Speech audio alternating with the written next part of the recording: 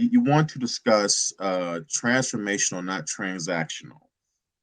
And we all know that's a saying that Jim Harbaugh, coming from Jim Harbaugh regarding NIL, right? And Yep.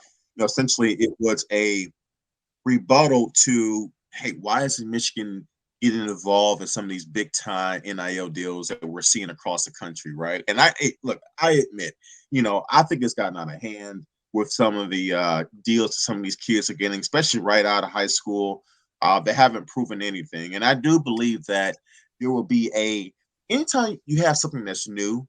I think you kind of go through a transition period where it gets heavily maybe overdone on one side, and then over time it kind of balances out, right? Yeah. And I think NIL deals will eventually get very similar to that, where you may not see deals for kids like Quinn Ewers any quite as much, right? Not at Ohio State and Texas are potentially finding out how that can backfire, right? Not saying Quinn Ewers can't play, but I don't think he's justified the money he's gotten. So, um, and Jim Harbaugh essentially what that saying is saying, like, look, we're not going to go out there and make these mega deals, but we're going to provide an overall experience for your son.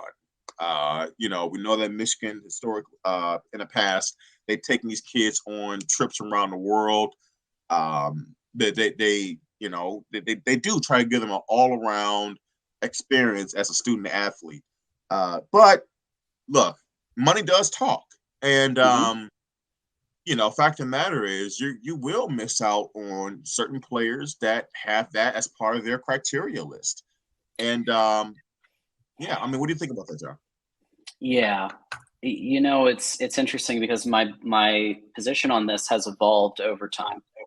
So when all of this first came out, I thought, okay, Michigan has one of the largest alumni bases in the world.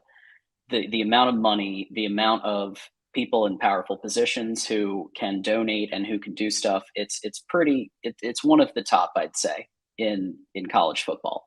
Um, the issue has been the channeling of that has not always been the best, right?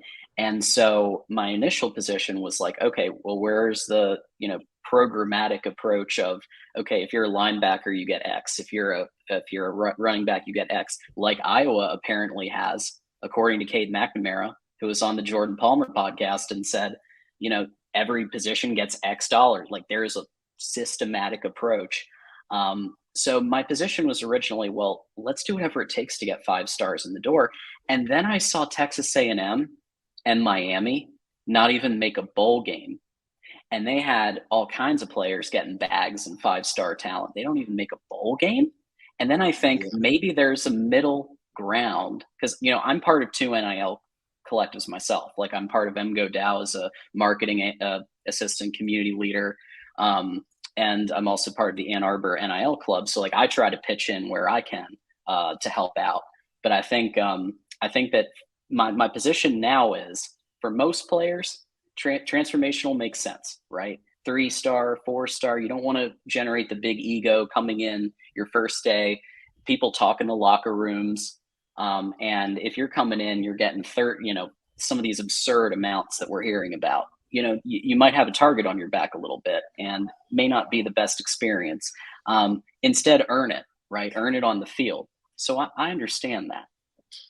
But then there's a player named Jaden Davis, who is a quarterback that is currently being courted by the likes of a certain team. Mark knows the Ohio State Buckeyes. There's Tennessee that's in play. Clemson was reportedly in play. UNC was in play. And I have a feeling there's going to be some sponsorship packages that are saying if you have a residence in Columbus, if you have a residence in wherever city, and you want and Dunkin' Donuts and whoever are the people. Here's your $1.5 million package, and here are the sponsorships that we've lined up. This is what you can expect to make first year, right? I think when you're dealing with somebody like Jaden Davis, I understand you don't want to make exceptions, but like if you want to score 5-star talent, especially in a system that's run heavy, whereas Ohio State's is pass heavy with some of the best wide receivers in the country, or Tennessee, which, basically requires your quarterback to have a cannon to run Heupel's offense. Like, that's where I'm thinking Michigan's got to find some way to, even with 6 crystal balls, got to find some way to break through.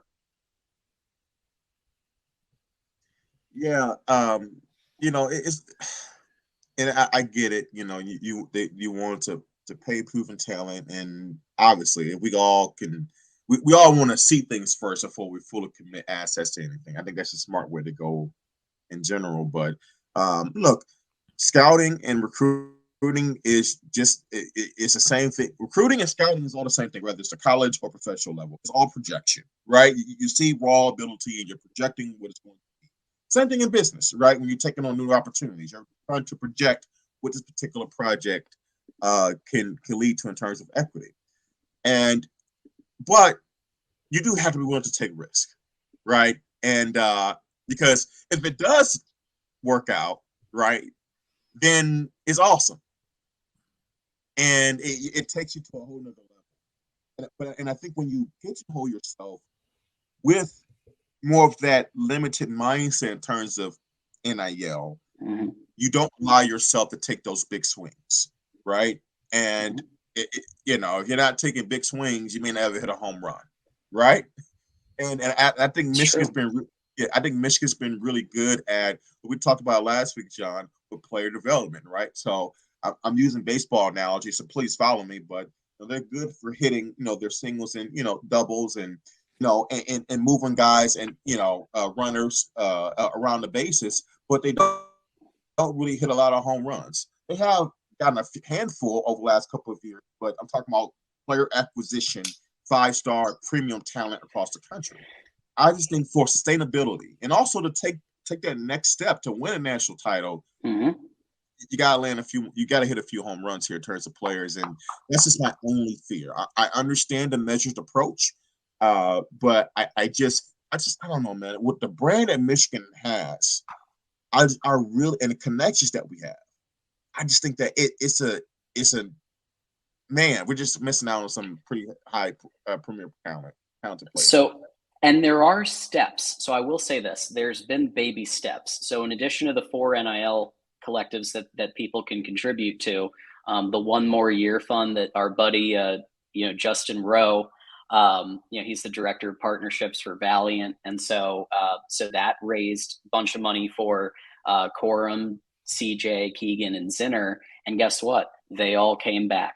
Now, I don't think they came back just for the coin. I think they came back because they want to win a national championship, but they came back, right? The same is true with just some of the Learfield Allied partnership that just was announced a few weeks ago, where for the first time they've actually allowed Michigan logos and paraphernalia to be used. So are there baby steps happening? Yeah, but I think it's going to come down to an AD discussion, which we're going to be talking about soon.